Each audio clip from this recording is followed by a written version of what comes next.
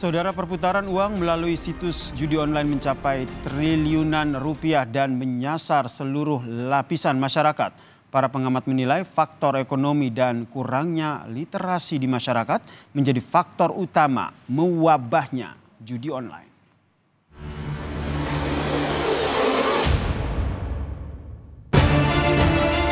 Tapi memang belakangan ini ya ada tren kecenderungan naik ya, sehingga Menkominfo menyatakan ya ini sudah pada tingkat darurat gitu, karena setelah kita take down, kita ini kan men-take down sejak 2018 ada 846.000 konten judi online.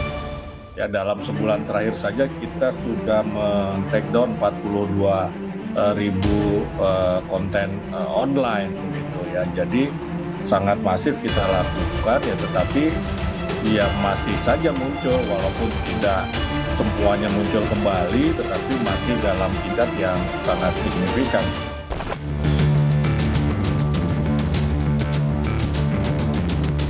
Sangat-sangat kurang setuju, karena apa? Satu, dia ilegal, satu, dia ada pidananya. Itu merugikannya pertama akhlak diri sendiri, terus kehidupan dianya sendiri. Sangat tidak setuju ya, karena itu akan merusak perekonomian masyarakat juga.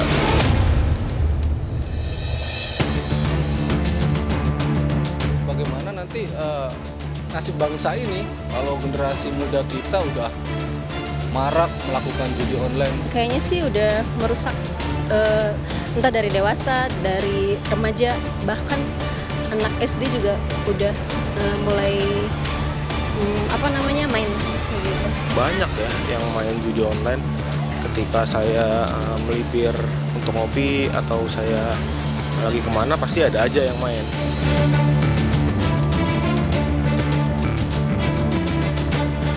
Saran saya sih harus segera dibasmi. Dimohon diberantas website-website judi online-nya. Ketika masyarakat masih bisa mengakses, menurut saya untuk diberhentikan itu susah. Direktur Jenderal Informasi dan Komunikasi Publik Kementerian Komunikasi dan Informatika Usman Kansong mengatakan tren yang naik membuat Indonesia mengalami darurat judi online. Hal ini dikarenakan masifnya perkembangan masyarakat dalam menggunakan situs judi online. Kominfo juga telah melakukan takedown 42.000 konten judi online dalam sebulan terakhir.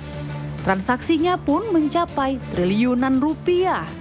Kalau lihat data PPATK ini kan begitu banyak ya, dilihat dari sisi transaksinya ya, bisa sampai triliunan dalam 1 tahun begitu.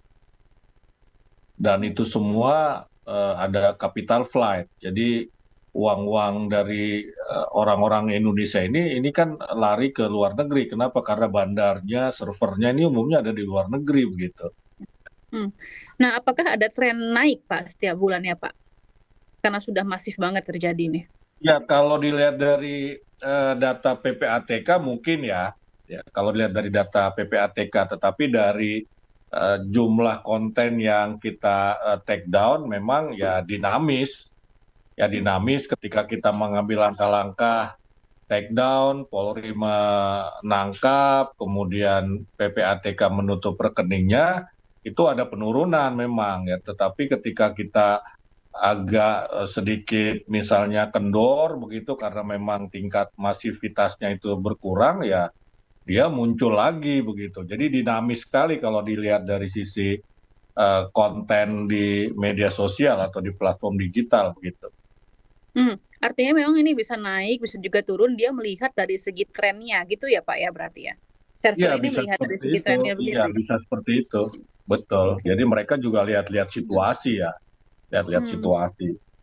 Oh, berarti artinya memang tidak serta-merta setiap bulan itu akan naik atau menanjak begitu ya Pak ya, untuk dari trennya? Ya, tidak serta-merta, ya pernah juga menurun begitu ya.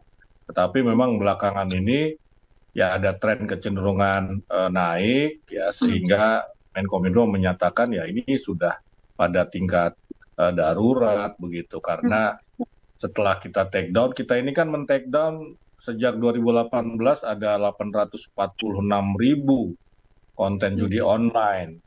Ya, dalam sebulan terakhir saja kita sudah men-take down 42.000 konten online begitu ya. Jadi sangat masif kita lakukan ya, tetapi ya masih saja muncul, walaupun tidak semuanya muncul kembali, tetapi masih dalam tingkat yang sangat signifikan, sehingga ya tadi dikatakan oleh Menkominfo darurat dan perlu penanganan yang komprehensif termasuk melibatkan masyarakat. Usman juga mengatakan judi online masih marak terjadi lantaran masih besarnya jumlah peminat dan kurangnya literasi di masyarakat.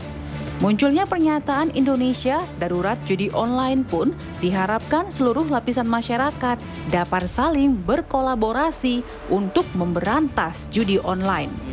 Langkah dari hulu ke hilir ya. Di hulu kita harus melakukan edukasi, melakukan literasi digital. Kominfo melakukan literasi digital, juga kita sedang menyusun agenda, menyusun rencana untuk mengedukasi masyarakat di sekolah-sekolah ya. Tetapi edukasi ini juga memerlukan partisipasi masyarakat.